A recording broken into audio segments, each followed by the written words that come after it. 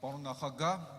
ինչպես է գնահատում Հայաստանի Եվրամիության հետ հարաբերությունները հնարավորինս խորացնելու քաղաքականությունը եւ երբ խոսում եք ուժեղ Եվրոպայի մասին, արդյոք այդ Եվրոպայի մաս ապագայում տեսնում եք նաեւ Հայաստանին։ Շնորհակալություն։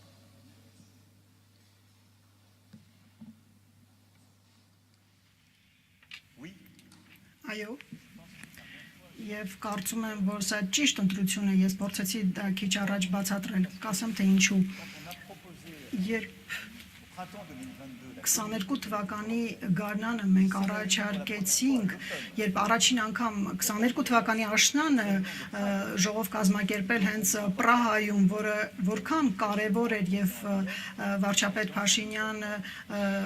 եւ նախագահ Ալիևը մասնակցեցին, ես համարում եմ, որ Եվրոպան պետք է գոյություն ունենա պատմական եւ աշխարհագրական շրջանակում եւ ոչ միայն ինստիտուցիոնալ շրջանակներում։ Բնականաբար Եվրոմիությունը կարևոր դեր է խաղում, երբ խոսում ենք Եվրոպայի մասին, իր հզորությամբ, իր բարդությամբ, իր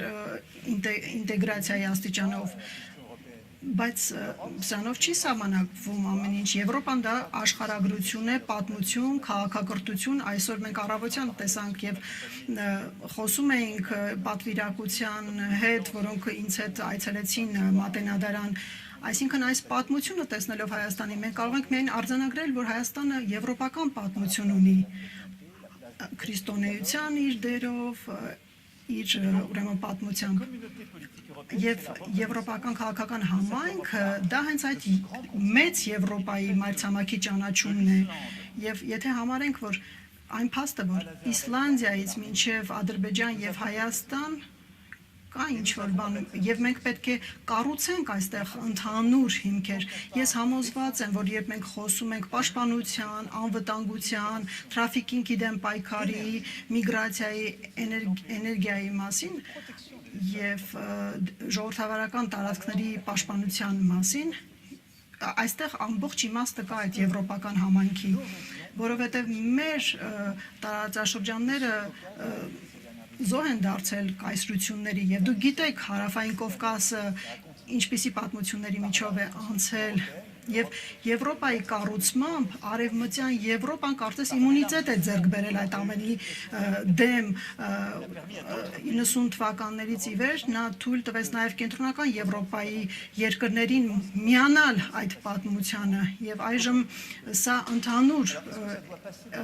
էմանսիպացիա է եւ հիմա արդյոք պետք է լինի անպայման ինտեգրացիա կամ ասենք ընդլայնում Եվրոմիության, չգիտեմ, վստահ չեմ, դա կախված է յուրաքանչյուր երկրի ընտրությունից եւ սա շատ պահանջկոտ գործընթաց է։ Ես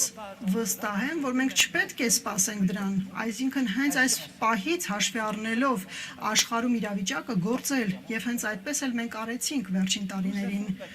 Մենք կառուցեցինք մեծ Եվրոպան իրական առումով եւ Հայաստանը հենց այդ ճանապարհն է անցել։ Ինչ է Եվրոպան, որը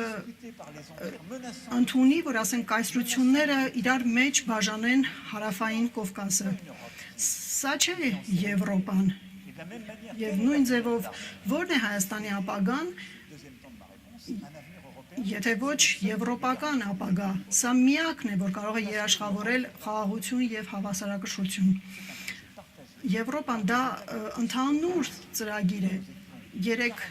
մենք 47 հոգի ենք սեղանի շուրջ, ամեն մեկը ուներ նույն ժամանակը խոսքի համար, արտահայտվելու համար եւ սա այդ եվրոպական դնթն է, որը հարգում է մյուսներին, չի փորձում մյուսներին հնազանդեցնել, լինել դոմինանտ, դա վասալի տրամաբանություն չէ, որը այդպիսին էր անցյալում։ Այսինքն Եվրոպան դա այն ծրագիրը չէ, որ մյուսներին կանչում է պարտադրելով, թե ինչ պետք է անել։ Եվ այս առումով ես կարծում եմ, որ այո, շատ նպաստելի է Հայաստանի համար հաշվի առնելով ժողովրդավարության եւ խաղաղության ընտրությունը, ինչը նա ընտրել է այս որոշումը։